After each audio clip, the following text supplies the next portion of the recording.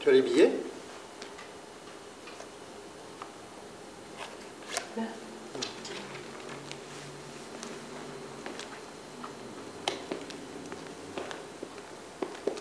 C'est numéroté. Oui.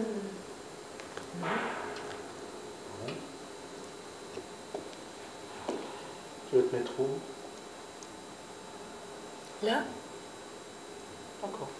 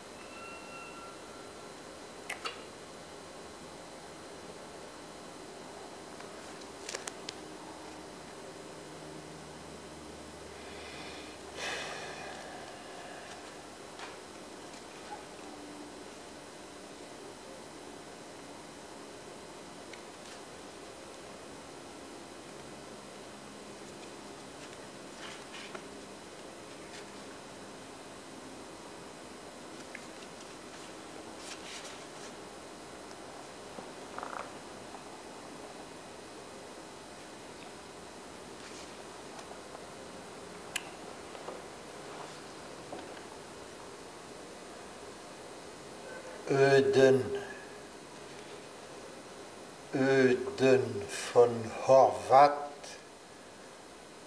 né en 1901 à Fiume.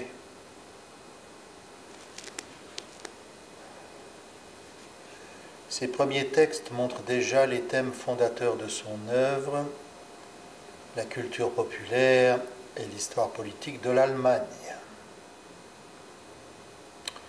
Devant la montée en puissance du NSDAP, petit 1, Nationalsozialistische Deutsche Arbeiterpartei, les pièces de Horvat mettent en garde contre le danger fasciste.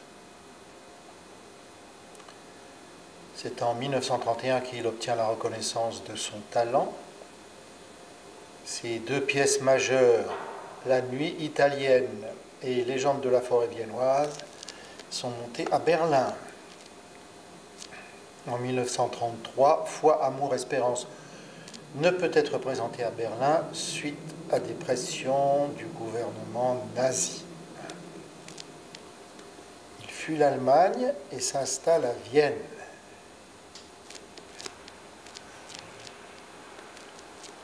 Il meurt le 1er juin 1938 à Paris, frappé à la tête par une branche arrachée par le vent.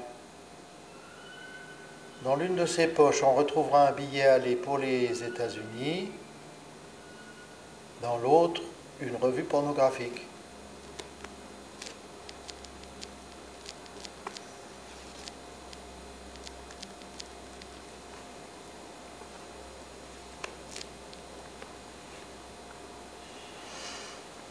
Mort à temps. Une revue pornographique.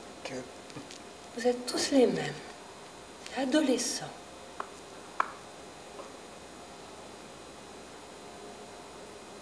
Tout de même, une branche sur la tête. Pauvre. Comme je le comprends. Les années 30 en Amérique. Ah oui, bon. La fin et la mobilisation. On connaît la suite. Quand même le jazz. La Nouvelle-Orléans. Le swing. Du Haut-Callington. En Ellington. Le swing. Gershwin. Greta la divine. Ouais, c'est ça. Et les danseuses de Broadway. Ils ont dû s'en mettre un sacré coup. Pour oublier la crise.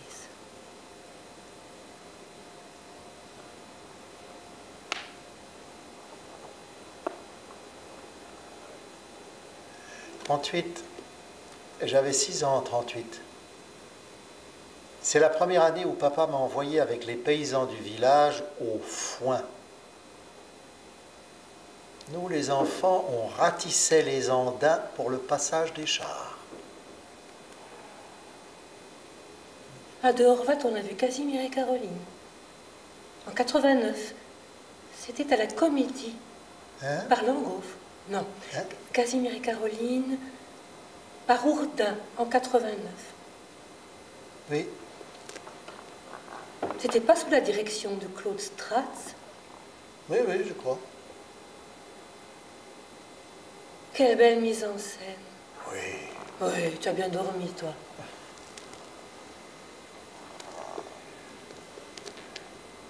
J'espère que les sièges sont confortables ici. Tu es venu il y a 2 semaines avec Lydie, non? Non, c'était au Forum Mérin, Paul. Au Forum Mérin. Forum, oui. Ils ne font plus des expositions là-bas? Mais ils n'en ont jamais fait que je m'en souvienne. Oui, oui, oui.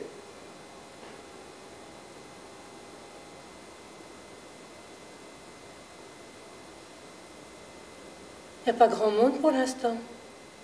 Ça doit être le titre. Oh, dis pas de bêtises, Paul. Horvat tout de même. Oui, Horvat tout de même.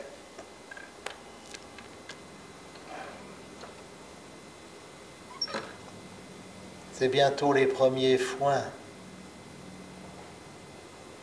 Légende de la forêt viennoise.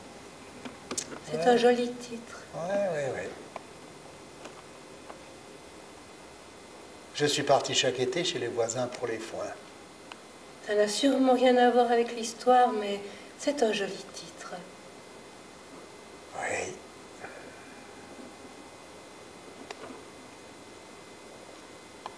Ça doit parler de forêt. La viennoise. Oui. Un joli titre. Aujourd'hui, c'est très à la mode. Les titres ne veulent plus rien dire du tout. Non, le titre est bizarre en effet. D'ailleurs, le reste aussi ne veut plus dire grand-chose. C'est une époque hésitante. Hein?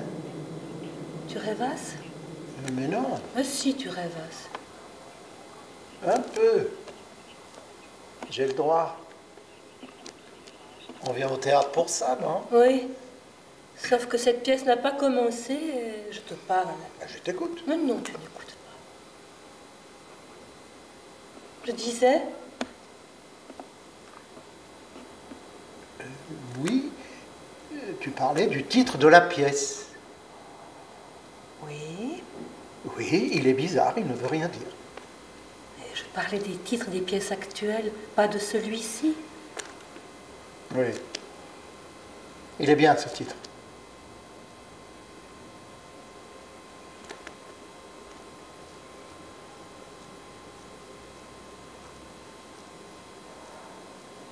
Mes premiers foins. J'ai passé tous mes étés jusqu'au collège, après l'année de ces premiers foins. Je préférais partir fourche en main. Vu ton entrain pour tondre la pelouse, c'était pas une vocation, les foins. Si seulement tu m'avais laissé acheter le petit tracteur. Un tracteur pour 20 mètres carrés. Parfaitement.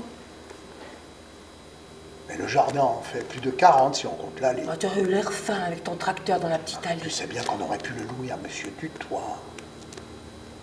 Au Gru, hein. Oh, tout le monde s'est passé d'un pareil jouet. Un tracteur. Un mini-tracteur. Oui, un mini-tracteur pour un mini-paysan. Parlons-en. Avec ton éplucheuse de radis. Alors ça, c'était indispensable pour ton régime. Mes légumes. Mes légumes. Ouais, elle est encore bien utile. Pour réveiller les morts, oui. Elle a presque 15 ans. Tant mieux. Bientôt la majorité et à la porte l'emmerdeuse de radis. Oh, Paul. Mais personne ne regarde.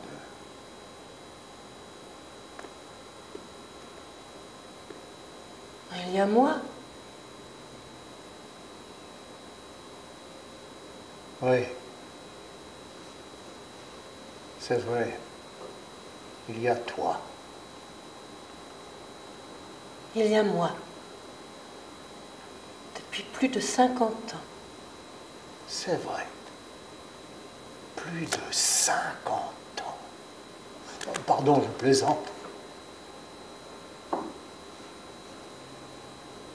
Il y a toi.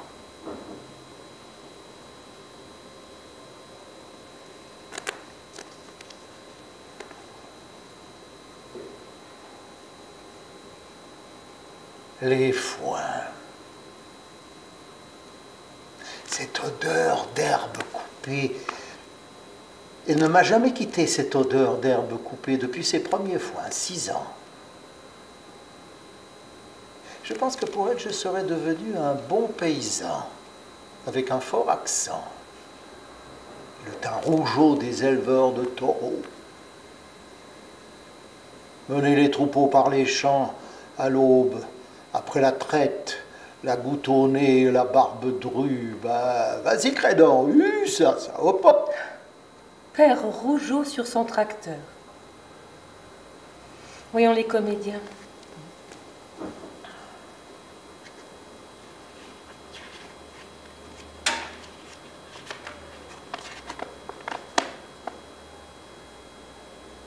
Des jeunes, tiens. Même la grand-mère est jouée par une inconnue. C'est pas seulement l'odeur, c'est la fête. Partout, on engrange ce qui va être le lait, la viande, le fourrage fermenté qui attendra l'année au silo. On guette les orages de peur que les bottes se mouillent. On se rue sur les champs. On remue dans la grange et sur les chars durant 10-12 heures. Et quand on arrive, fourbu, dans la salle à manger, les femmes ont fait chauffer le lait et ça sent le lard et les rejetis. Alors on déguste un Villette bien frais sur la terrasse en se disant qu'il pouvait bien pleuvoir maintenant. Il peut bien pleuvoir maintenant que tout le foin est engrangé. Maintenant, les genoux peuvent bien piquer, les éraflures rougir, le travail est fait. Le contrat avec la saison vient d'être signé. Il peut bien pleuvoir maintenant. Cette odeur. Bientôt. Ah, ça dure quand même 2 heures.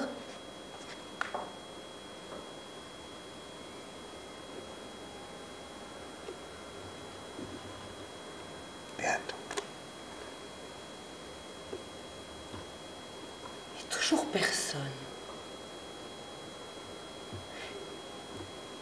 C'est pas une salle très courue. La direction a changé. Oui, évidemment. Sinon, on ne serait pas là avec leur fatras contemporain. Non. Je ne connais personne. Si, le metteur en scène, c'est un bon acteur, mais il ne joue pas dans la pièce.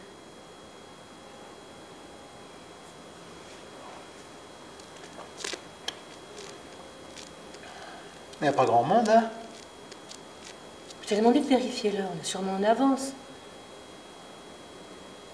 Je prendrais bien un petit Villette. J'ai parlé au conditionnel. Les verres conditionnels antérieurs de tes soirées IAS suffisent. Quel verre? Oh, s'il te plaît, Paul. Après tout, fais ce que tu veux. Tu veux un verre de Villette? Je vais te le chercher. Tiens, je prends une bouteille, comme ça on sera certain de ne pas manquer de Villette. Calme-toi, je pensais au foin. Le blanc sur la terrasse, le soir, avant l'orage.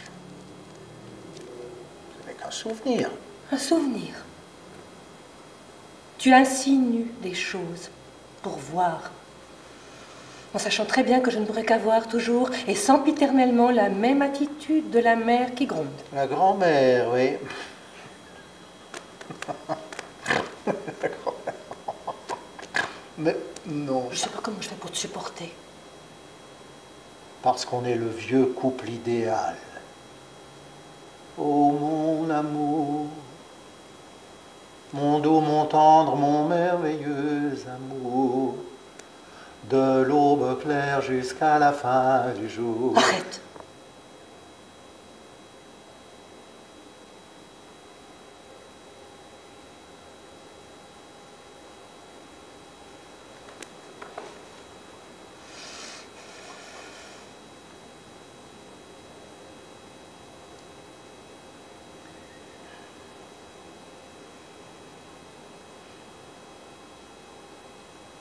Après tout, une bonne bouteille de Villette.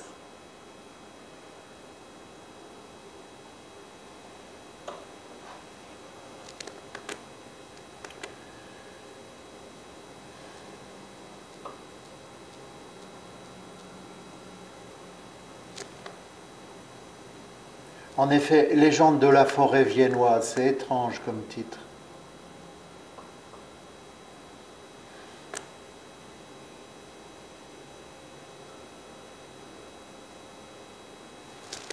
Tu veux un thé?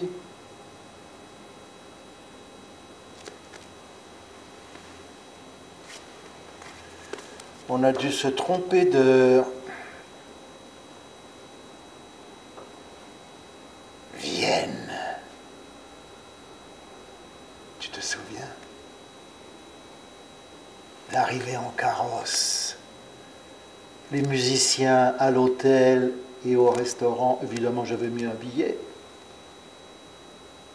Si tu avais vu la fierté du musicien quand j'ai marchandé pour qu'il veuille bien nous racler quelques valses le soir de notre anniversaire.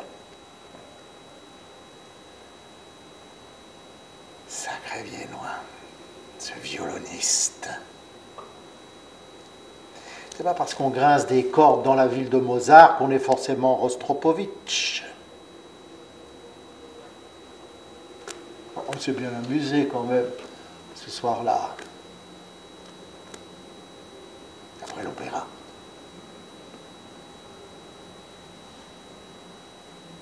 Et donc, tu sais, c'est la première fois que je ne m'endormais pas au théâtre.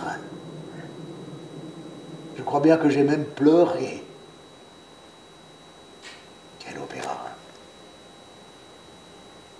Wagner, je crois. Un peu long, mais splendide.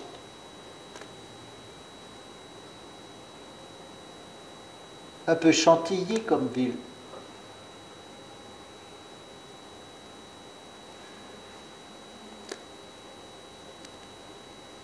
Ouais. Rostropovitch est violoncelliste, pas un violoniste. Oui. Mais tout de même, quelle fierté, les gens de ces grandes villes. Comme si éditer un roman à Paris faisait de vous le nouveau Balzac. Non, ça demande un peu plus de café et un peu plus de talent. Tu n'as pas besoin de revenir avec Juliette. Je sais très bien à quoi tu fais allusion. Tu prépares un gentil souvenir. Vienne, notre anniversaire. De plus, tu sais très bien que Vienne est l'un de mes meilleurs souvenirs. Et la salve suit. C'est stratégie militaire. Tu attires et attaques par le flanc. Exactement, tu as bien retenu. Par le flanc. Mais je ne voulais pas parler de Mais lui. si. Chaque fois, c'est la même chose. Nous savons que c'est la jalousie qui parle. Tu ne vas pas revenir sur... Oh, que non. Un acte manqué est un acte manqué. Je n'ai pas pris la peine de chercher, vraiment. J'aurais trouvé facilement un bon éditeur. Les bons essais sur la philatélie sont rares. Un peu faible ton essai. Tu n'as même pas fini de le lire. On finit pas les mauvais travaux. C'est pas besoin de perdre du temps quand c'est mauvais. Quand c'est mauvais, c'est mauvais. Ah, c'est mauvais, c'est mauvais. Et voilà, madame le prof qui revient à la charge. Et avec la cavalerie. Elle n'a jamais rien compris. Oh, s'il te plaît, Paul. Arrête avec tes timbres. La plupart du temps, ce ne sont que des succès d'année des vraies œuvres picturales. D'ailleurs, j'ai bien vu ton air sinistre à Vienne, devant ce que le XXe siècle a fait de mieux en peinture. Voilà, de nouveau Klimt. Des affiches de cabaret parisien d'avant-guerre, ton Klimt Eastwood. Paul, je déteste quand tu dis ça. Par pitié, fais-moi grâce de ton discours sur l'art et de ton baratin spirituel sur les grandes réformes révolutionnaires de tes grands artistes. Ta façon de protéger ton gendre est ridicule. Ah, nous y voilà. Parfaitement ridicule. C'est un profiteur qui vampirise notre fille et élève nos petits-enfants comme des pingouins. Pardon? Tu as bien entendu? Des pingouins. Regarde la grande. Pas même foutu de terminer sa première année de collège. Oh, le redouble, c'est pas si terrible. Oh, c'est pas si terrible. Et le petit qui fume des joints? Alors parlons-en avec ton Villette. Oh non, pas ça. Ne reviens pas avec ces arguments à l'emporte-pièce qu'avaient ces écervelés de hippies. Quoi, tu vas bientôt ressortir les Dolto, Duras et autres Beauvoir? Non. Ce vaurien est un grand dadais. Et tu ne me feras pas changer d'avis. Tout ça parce qu'il n'a pas voulu reconnaître que ton torchon était une œuvre. Ça édite un petit roman, hein, grâce à sa femme. Et ça se prend pour Chateaubriand. Ah, c'est un bon début. À son âge, Victor Hugo avait déjà fini Les Misérables. Oui, à ton âge, il parachevait la légende des siècles. Je sais, c'est moi la prof. Dire qu'il va probablement dilapider. Non, ça suffit, Paul. Je ne veux plus parler d'argent.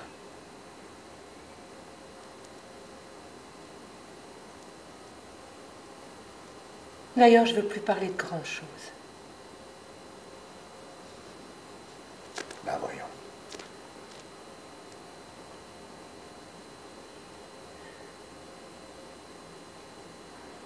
Ou alors, je devrais parler. Ouais. Je devrais parler de notre fils, Jean-François. Sa grande carrière de juriste, sa maison en Provence, son nouveau terrassement sur le Lavaux, son élection à la commune et bientôt à Berne, au national, son engagement pour ce parti que je ne nommerai pas. Ah oui. Mince. Je devrais parler de son type moyen gras, qui ne comprend rien à rien, Il élève ses filles en dehors de toute ouverture culturelle ou sociale. Il ne pense qu'à son argent et à je ne sais quelle action. Il ne vient nous voir que pour parler de l'hypothèque de la maison de Corcelles. Je devrais parler de son ventre et de sa transpiration que je commence à haïr comme si elle devenait miroir de lui-même. Chaque fois que je le regarde, je ne peux plus voir celui qui venait nous sauter sur les genoux, avec ses bonnes joues et son rire d'enfant. Depuis quelques années, il est devenu crasse. Crasse de ce que nous trouvons de plus creux ici, dans ce pays. Jean-François a la conformité en forme d'outre accomplie dans sa médiocrité la plus vulgaire. Il vote comme il pense avec la visière d'un képi sur les yeux et une croix suisse tatouée sur le nombril. Il est fade, gras et stupide, comme la plupart de nos concitoyens.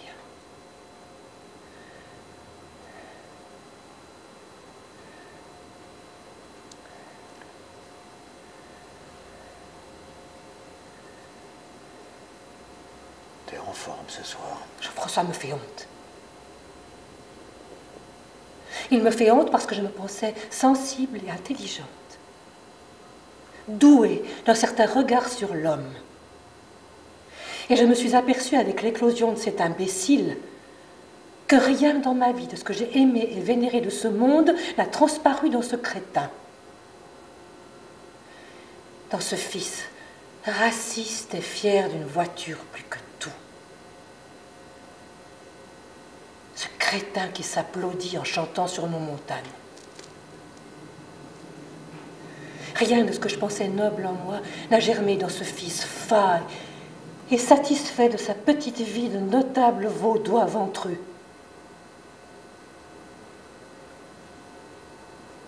Alors je me dis que j'ai senti juste lorsqu'un jour, il y a très longtemps, lorsque j'étais une jeune fille, naïve et prude, j'ai regardé pour la première fois ce bal qui compose le triste paysage de ma vie future. Et ce jour-là, j'ai vu, oui, j'ai vu juste. Je me suis dit que rien de bon n'allait advenir dans ce monde, ni pour moi, ni pour le monde.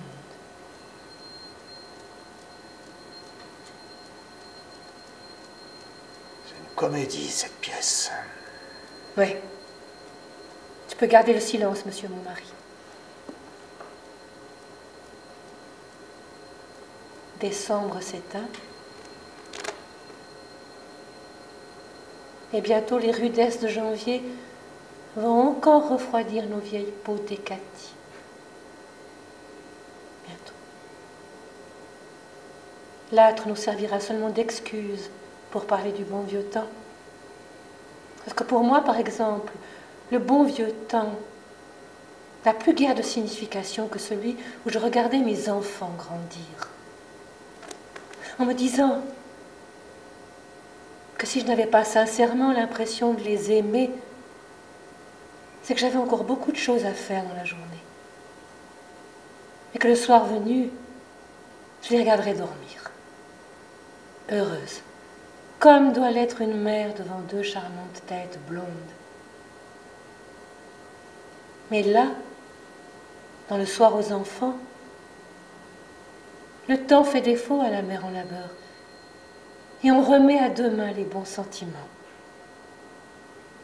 On se dit que ce ne doit être qu'une légère dépression, une maternité anxieuse. Les années passent et ces moments d'amour et d'affection ne viennent toujours pas. Pourtant, les enfants manquent quand ils sont en pension. Les enfants manquent quand ils sont en vacances. Les enfants manquent quand ils sont à l'université, puis les enfants ne manquent plus. Et ils partent. Ils partent de la maison. Les enfants ne doivent plus manquer lorsqu'ils ont enfin quitté le nid. Sauf qu'une fois le nid vide, on se sent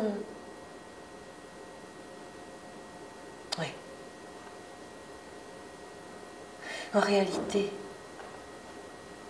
les enfants n'ont jamais manqué. En revanche, une certaine habitude de les avoir dans les pattes manquait alors. Une certaine habitude de les savoir autour de nous, justifiant ainsi quelque chose de moral et de normal manquait. Mais on comprend plus tard, avec effroi, qu'on ne les a pas aimés. Peut-être. Comment dire suffisamment?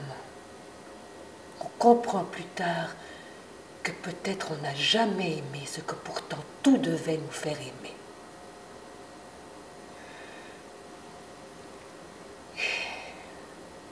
Et devant la pesante mollesse du garçon, on se tourne vers les couettes de la petite, intelligente, douée même.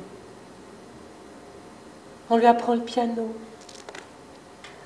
on l'emmène à la danse, on commence à lire tôt, on la cajole sans trop la gâter, et pourtant on la gâte en lui disant qu'elle est jolie, qu'elle est belle, qu'elle est intelligente et qu'elle a du talent, mais elle est frivole parfois. Et on se navre de voir que Neko devient Narcisse et que plus rien ne compte désormais pour elle que son charme. Le drame a lieu dans les coulisses. On s'aperçoit que rien de vraiment profond ne lui plaît que de se pavaner devant le théâtre de ce qui lui apparaît à juste titre comme un monde à ses pieds. Alors, on feint la tendresse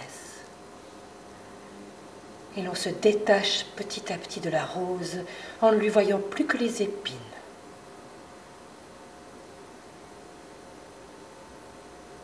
J'exagère, bien sûr. Cette petite n'a jamais rien eu à se reprocher de véritablement sérieux. Et c'est certainement ce qui a fait de sa fleur un fruit amer. Comme pour le garçon, il faut avouer que je ne l'ai pas vraiment aimé.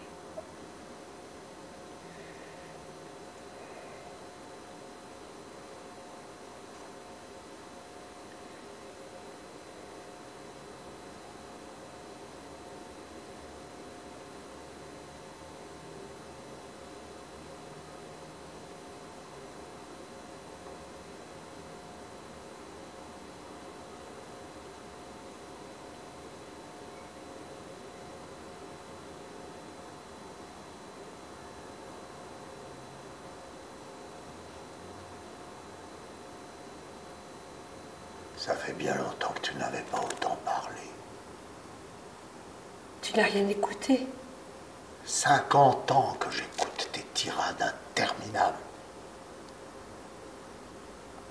Tu exagères.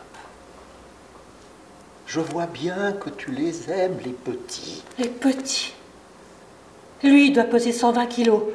Et elle a bientôt épuisé tous les amants millionnaires des milieux de la peinture. Et tu parles de petits. Non, je ne les aime pas. Eh bien, ils n'ont pas plus besoin de ton amour maintenant. Oui, pirouette. Et l'homme est content. Arrête maintenant. C'est plus le moment de faire des scènes en public. J'ai toute la jeunesse à mon âge pour faire la scène que je veux. Et annoncer tranquillement à mon vieux mari que je n'ai jamais aimé cette famille qu'il m'a offerte et cette vie que nous avons menée en oubliant les besoins les plus élémentaires d'une femme sensible et artiste. Ça y est, le coup de la grande artiste manqué à cause de la tyrannie des tâches ménagères.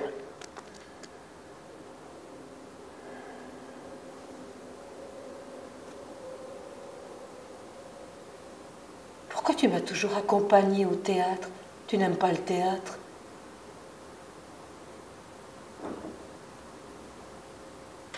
Peut-être par devoir? Peut-être par peur qu'un jour, je parte seule dans une histoire où tu ne serais pas? Et tu vois, je suis toujours là. Même si j'ai toujours rêvé partir de l'autre côté du rideau. Avec celle-là, ou cette autre de ces héroïnes qui franchissent le pas et se montrent plus fortes que la vigueur des entraves du devoir.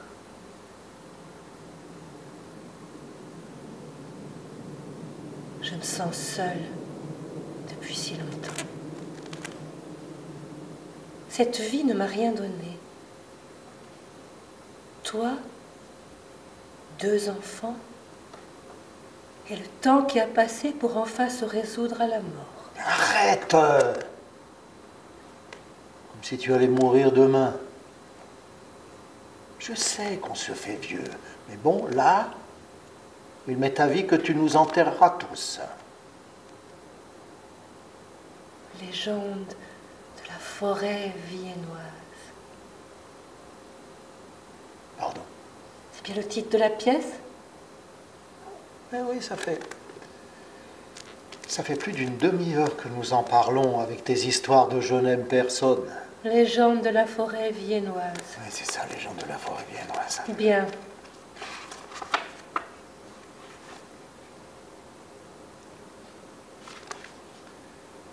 « 19h, pas 18h, 19h. Je t'avais bien dit qu'aujourd'hui c'était 19h, pas 18h. Tu as l'air toujours si pressé les soirs de théâtre. Oh mince, alors j'étais sûre. Oui, c'est bien le problème, tu es sûr. Et résultat des courses, c'est moi qui avais raison. Légende de la forêt viennoise.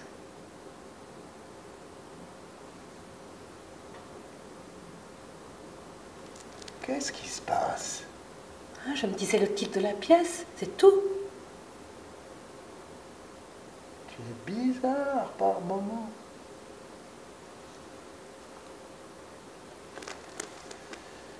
Bon. Avec tout ce manque d'amour et cette Suisse avachie, je vais me prendre un petit verre de Villette, moi. C'est un très joli titre, Légende de la forêt viennoise. J'aime bien celui de Villette aussi. Crénon, tu ne réagis plus? Je m'en vais prendre un verre de Villette et ça ne te fait rien? Non. Ah, c'est peut-être pour fêter l'anniversaire de quelqu'un que nous ne connaissons pas. Tu sais que des gens magnifiques naissent chaque jour. Ah, il en meurt tout autant. Oui, tu serais intelligent avec un peu plus de cervelle. Ah, content de te plaire encore. Oh, j'ai pas dit ça, voyons. Disons que de temps en temps, rarement, tu sais encore me toucher. C'est mon air pétillant. Pour un verre de Villette. Ben vas-y, vilain, prends ton verre de Villette. J'y cours. Le petit blanc.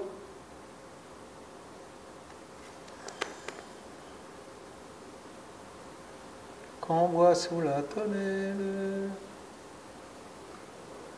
J'ai complètement oublié les paroles. J'y vais.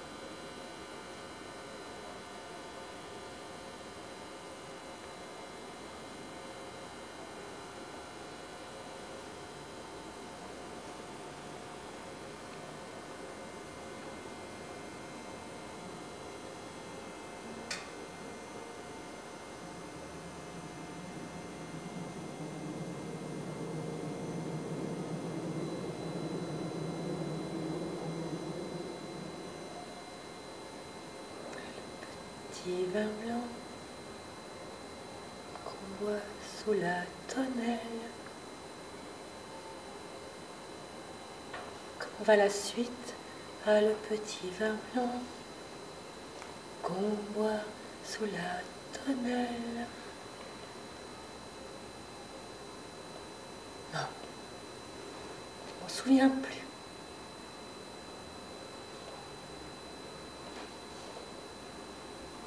Quel titre! Ça fait rêver tout de même.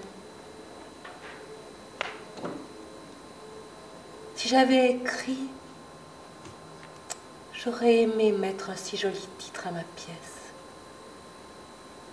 Légende de la forêt viennoise. Ces Autrichiens. Quel peuple étrange. Enfanté Mozart, de si grands poètes, de si grands peintres. Une histoire si dure et une forêt viennoise.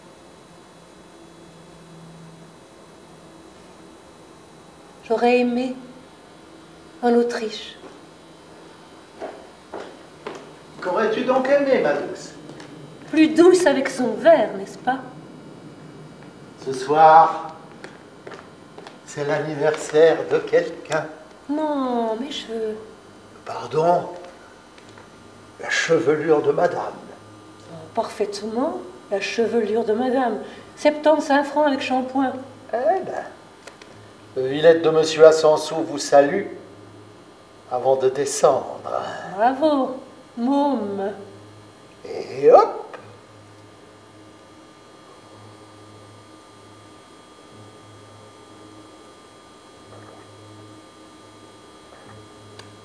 Dieu, que c'est bon.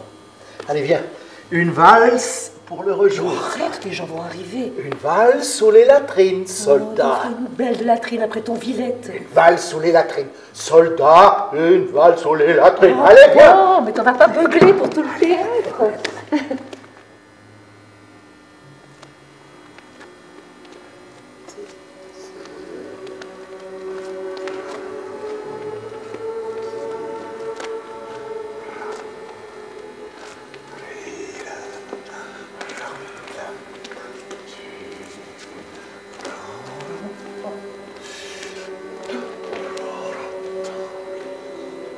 Tu te souviens, ce bal? Concentre-toi, tu vas me marcher sur les pieds. Je suis plus que concentré.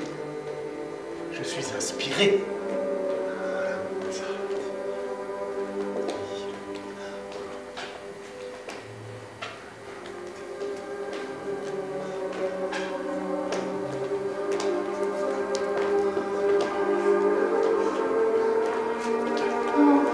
Arrêtons. Encore un peu.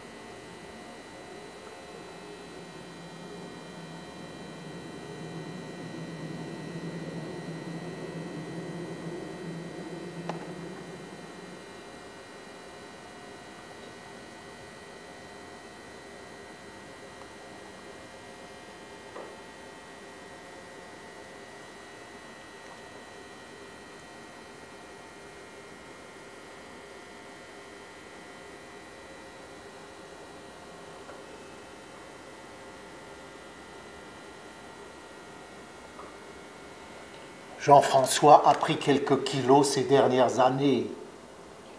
Juliette est devenue une femme d'affaires et une femme à homme riche. Elle a le don de multiplier les amants en restant mariée. Mais ce sont nos petits.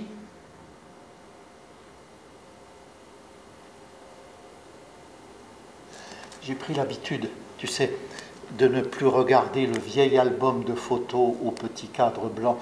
C'est la nostalgie du manque de couleurs. On voit moins bien. On tremble un peu, naturellement.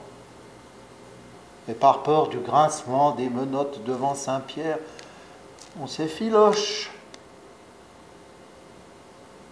Un dernier roman pour ne pas avoir à ressasser une chose qui nous ferait regretter une vie passée à tondre la pelouse, et voilà, c'est réglé. Pourquoi en faire toute une affaire?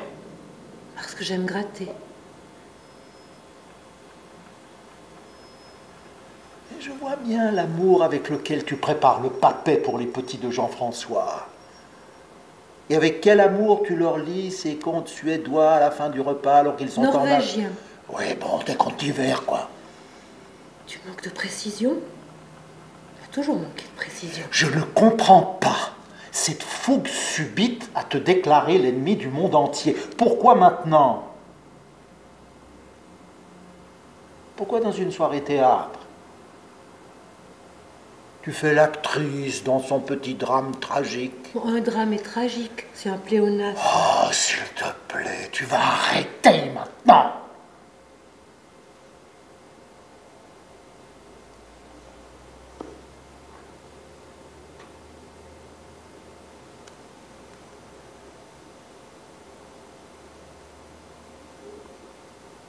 Paul, Oui.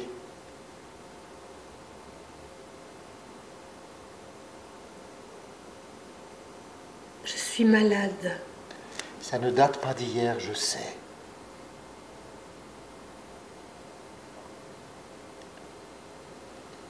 Je vais perdre la mémoire, Paul. Je vais tout oublier. Je vais oublier tout ça. Je vais repartir comme une enfant d'où je suis venue. Paul, je vais t'oublier. Je vais t'oublier et je me retirerai.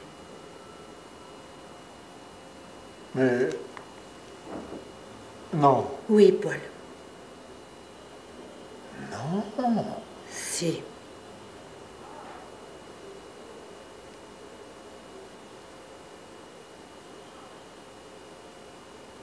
Alors,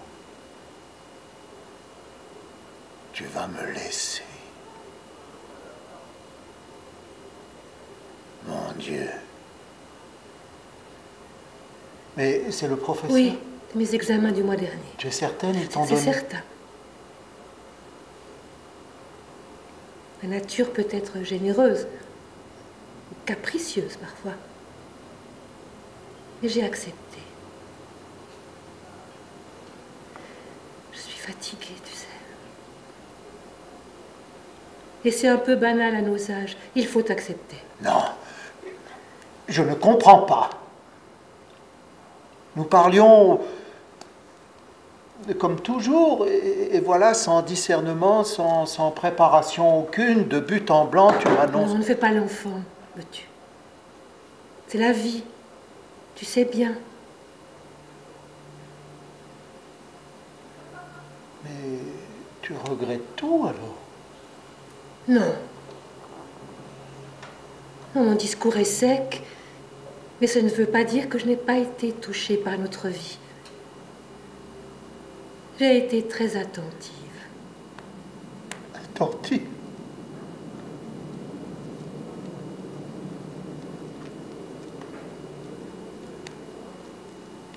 Pardon. Les sanglots longs, les violons de l'automne. Bordel de merde! Oh, tu avais fait des progrès, question grossièreté. Ouais, ben là, tu me fais chier. Mais je n'ai pas envie d'y aller après toi. Tu seras un horrible moribond. Mon Dieu.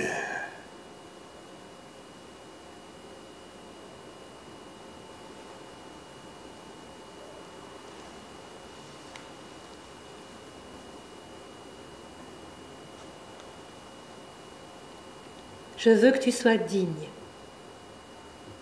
Je ne serai pas lourde. Je suis trop fragile, malgré ma vigueur, pour durer longtemps.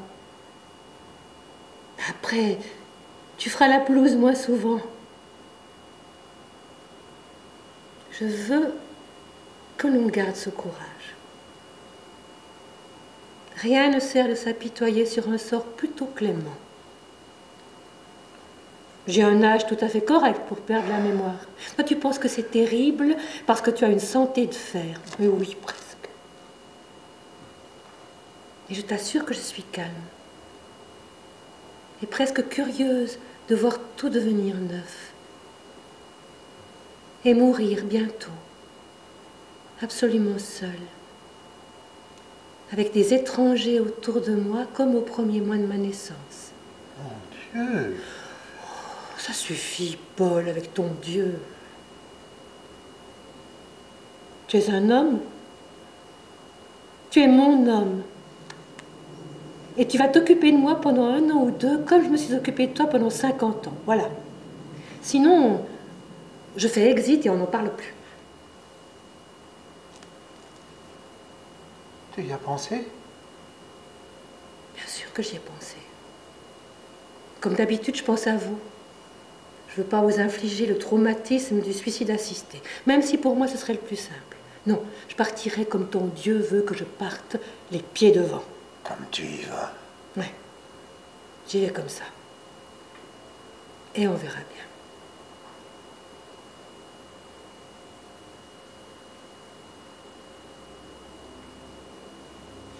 J'ai appris à ne pas profiter de la vie. J'ai appris la frustration.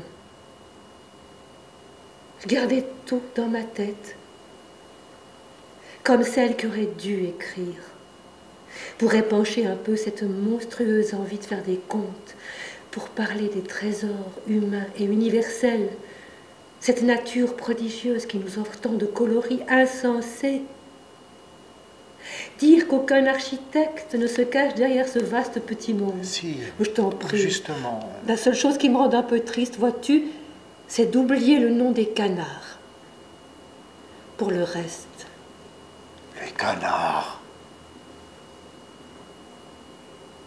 Et tes enfants. Et moi. Vous. J'ai le droit maintenant de prendre congé de vous. Ne sois pas cruel. Je vais oublier avant de mourir. Tant mieux. Je préfère ne pas me souvenir de ce que j'aurais pu manquer. Ainsi, ton Dieu fera peut-être partie de ma fin, sans que je m'en aperçoive. Alors pour toi, tout est bien qui finit bien. Oh, évite le chapitre de la culpabilité. Tu trouves pas que nous sommes un peu mûrs pour ça? Je vais faire quoi? Tu vas profiter de la vie. Encore pendant quelques années. Tu vas faire des choses avec tes petits-enfants. Tondre la pelouse encore. Et cesser de respirer. Tranquillement, dans ton sommeil, comme le lâche que tu as toujours été. Lâche. Je suis contente d'oublier bientôt cette vaine gloire. Les autres. Quel concept éblouissant. Et la repoussante évidence de ces maternités rococo. La seule chose dramatique, c'est qu'il n'y eut pas de tragédie. Ah, alors ça c'est bien parlé, madame. Merci, madame. Tu ris. Que veux-tu que l'on fasse? Une crise de curafifi? Une plainte au tribunal du 3e âge? Encore eût-il fallu que celui-ci existât. Non. J'irai peut-être davantage au théâtre cet hiver, et après, rideau.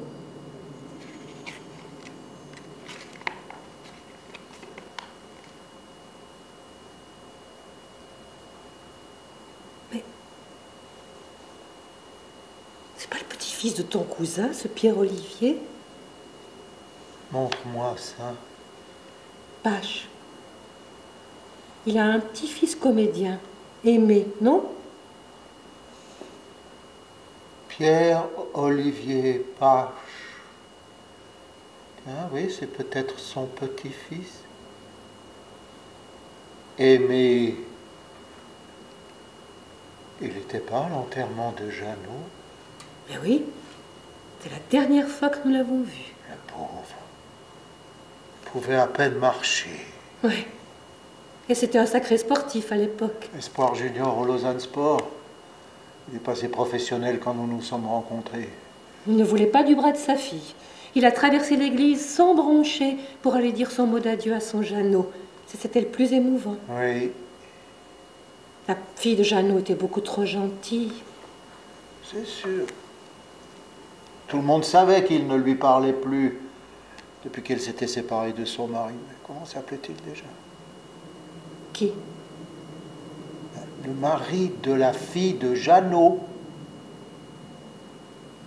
C'est un Roduit, je crois, non? Un Valaisan. Mais le prénom ne me revient pas. Et cet averse au cimetière. Oui, on était trempés comme des soupes. Le poème de Lydie Dudan était très joli. Oui, avec ces mots croisés qu'elle faisait pour la Gazette, elle en a appris des choses. Elle va mal, je crois. Toute seule, dans cette grande maison, là-bas, dans le Jura. Son mari est décédé la même année qu'Henri. Mais non, Henri est mort en 2004. Le mari de Lydie, c'était fin 2005. Ah bon? Mais je pensais qu'Henri était mort la même année que le mari de Lydie. C'était l'année de l'anniversaire de l'arrière-petit-fils de ta sœur, non? Oui, mais l'arrière-petit-fils de ma sœur est né fin 2005. C'est l'année de la mort du mari de Lydie. Tandis qu'Henri est décédé en 2004. Je me souviens à cause de la nouvelle collection 2004 de La Poste. C'était une série sur les vieux trains. Quoi qu'elle en soit, elle n'a plus de mari. Elle a toujours été douée pour la poésie, Lydie. Elle était prof de français et d'anglais. Mais ça n'a rien à voir. Qu'est-ce que tu racontes? Elle a passé son adolescence à apprendre des vers. 10 vers par jour. Elle me récitait encore un poème de Lamartine par cœur, la dernière fois que nous sommes allés manger chez eux. Je me souviens, oui. C'est là que Tell m'a parlé pour la première fois de sa maladie. Après m'avoir montré une série très rare de 3 timbres mouchetés. Il faut dire que j'en avais jamais vu. Des timbres mouchetés. Oui. C'est une graphie très rare. Et la particularité de la dentelure en peigne. La dentelure en peigne. C'est la particularité. Ils sont beaux.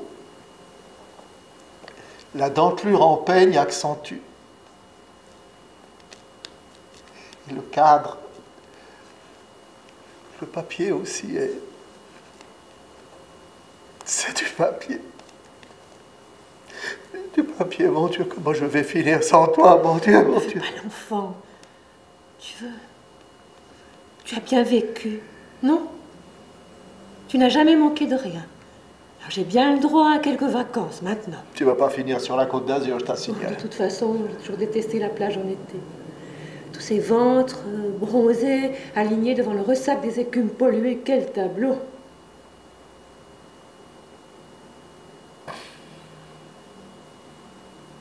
Après tout, oublier, c'est peut-être la plus belle façon de partir. Dis, quand je serai sans mémoire, emmène-moi écouter le nocturne en fa mineur. Je me demande si on oublie cette musique. Alors la redécouvrir, vraiment vierge de Chopin. Quel premier amour. Il faut dire ce qui est. Le monde nous oublie. Alors je suis bien contente d'oublier le monde à mon tour. Le temps venu, mon amour, ne fais pas durer les choses. Appelle Pierre-André, tu sais, notre ami qui était généraliste. Il a assuré pouvoir m'aider, nous aider. Toi, tu prendras ton temps et tu seras débarrassé de la vieille causeuse. Mais écoute bien le médecin. Tu fais attention aux Villettes. S'il te plaît, ne te fâche pas avec le mari de Juliette. Il est limité, je sais, c'est sans doute l'époque. Tu auras besoin d'elle de temps en temps. Et ne t'enferme pas quand tu seras seul. S'il te plaît, fais des choses. Va au théâtre. Oui, vas-y, quand même seul. On vous donne de la chaleur humaine, sans hypocrisie, là, dans le noir. Et des bons mots aussi, quand les auteurs veulent bien. Et puis, tu aimes regarder les jeunes filles sous les lumières chaudes, non? Et tu pourras enfin acheter ton petit tracteur pour tondre la pelouse. Mais tu veux bien arrêter avec ce tracteur? Je m'en fiche de la pelouse, je m'en fiche du tracteur. Tu m'annonces que ça, cette chose qui va venir dans ta petite tête et que je ne veux pas perdre. Oh, ça suffit, Paul. Tu es un homme. Je veux bien que tu sois triste un moment, mais cette petite crise est exagérée. Exagérée? Oui, c'est exagéré. Mais tu vas mourir. Et avant, tu vas m'oublier, et tout oublier, et partir sans tes clés. Paul! Oui, Paul, c'est moi, Paul. C'est sûr, ça tu t'en souviens, hein, Paul. Tu as passé ta vie à siffler ce prénom, et une fois sifflé, motus, le Paul. Ah non, pour une fois, le Paul ne va pas se taire, et il va te dire. Qu'est-ce qu'il va me dire?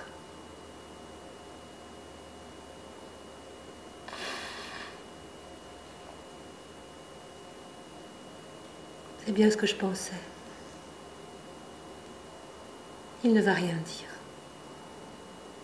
Et assumer comme un grand garçon qu'il est, le Paul.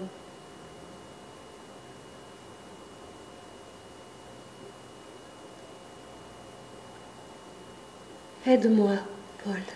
Oui, oui, oui, oui, oui, oui.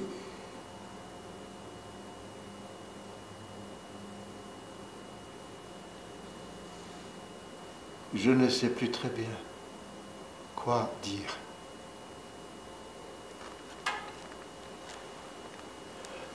Le coup de théâtre sera fade pour moi. Oui. Eh bien, laisse-moi en profiter, tu seras gentil. Ne passe pas ton temps à mes pieds comme un hurluberlu. Si tu réfléchis bien, rien ne va nous arriver. Rien. Absolument rien. Si on y pense, c'est un peu comme la fin d'un bon week-end. On sait que la nuit arrive. Demain, c'est lundi. Mais il reste quelques heures. Oui, il reste quelques heures. Nous allons bien en profiter en oubliant qu'il ne reste que quelques heures. Mon Dieu. On n'y pensait pas quand on courait la campagne devant l'éternité. Et voilà.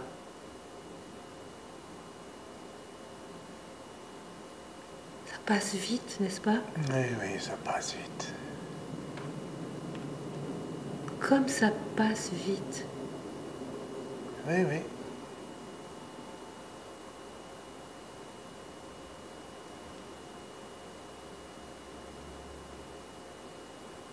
Une petite maison à colombage, avec un joli pignon au milieu de la façade. Entre les solives, le plâtre était carmin. Des briques de grès rose encadraient les fenêtres. Les portes, les volets, Les poutres étaient marrons, brunies par le soleil. Les contrefiches, joliment ouvrées, portaient l'avant-toit, dont la saillie généreuse offrait l'ombre clémente que cherchaient les femmes en été pour écosser les petits pois.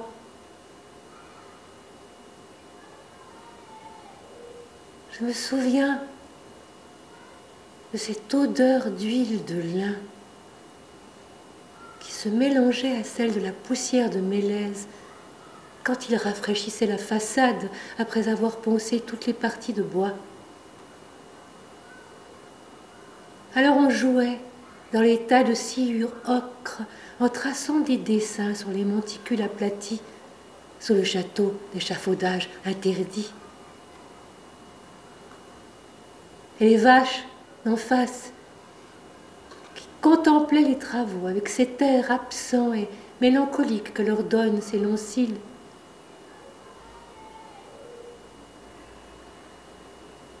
En rentrant, papa était jaune de poussière. On aurait dit un albinos, lui qui était si noireau. Cet air étrange terrifiait notre petite sœur, qui l'accueillait à grands cris dans le concert hilar du reste de la famille. Comme ça venait le soir pour nous ranger dans le sommeil, dans le bleu nuit de la mansarde.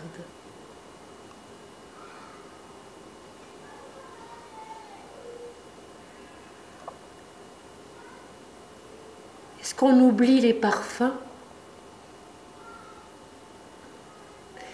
Comme dans le sablier, les grains de mémoire vont sûrement quelque part.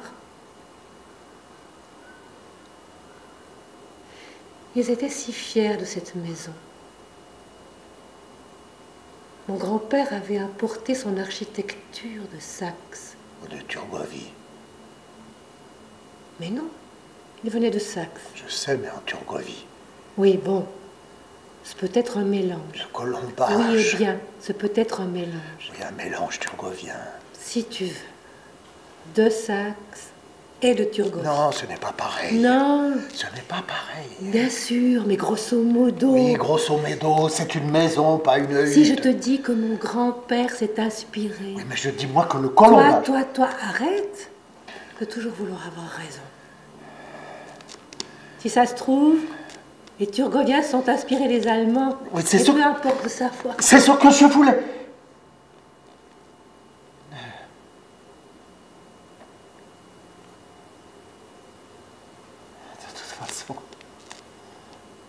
La Turgovie, c'est quasiment la Saxe. La Saxe, c'est pas loin de la Turgovie.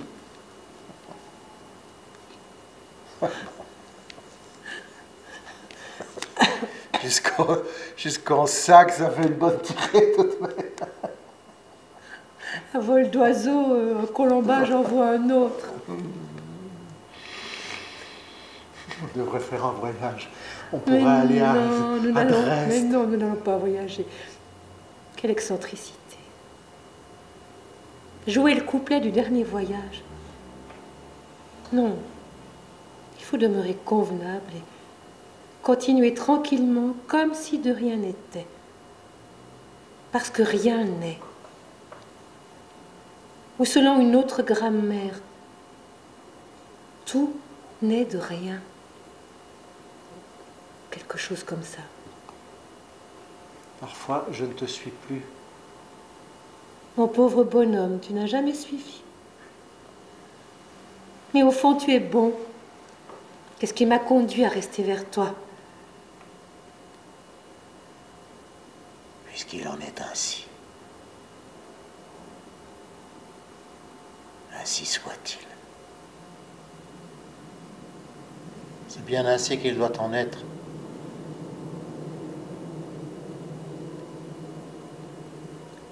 Une bien jolie maison. Automne. je picore ta mélancolie. Mélancolie, tu grignotes mon été, et les flammes de septembre chantent tout bas, trois portées de flocons pour automne. Tu te souviens? Oui.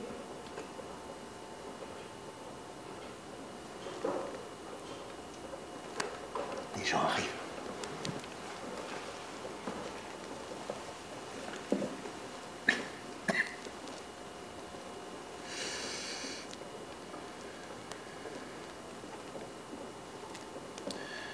Nous ne serons pas nombreux. Non. C'est agréable, la salle presque vide. On se sent chez soi, dans le petit salon de l'esprit qui flotte. Oui.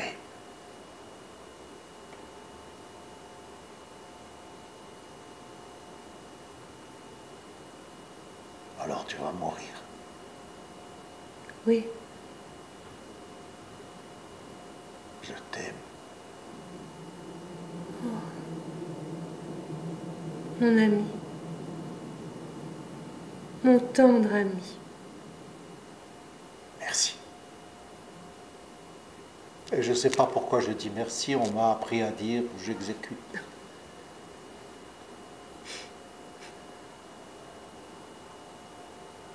Allons. Voyons ce petit drame.